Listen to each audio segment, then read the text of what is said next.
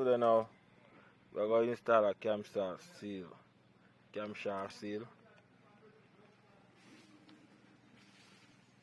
On a 5A on the timing belt.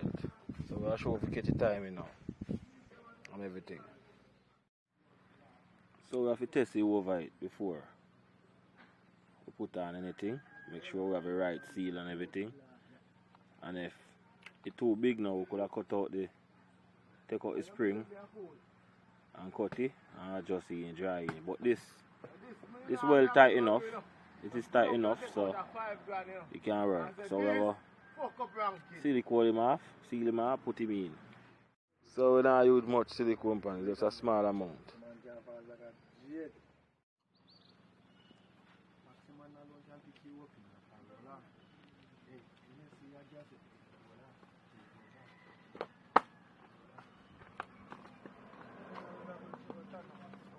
That's how you install it. Cam seal. So now we are install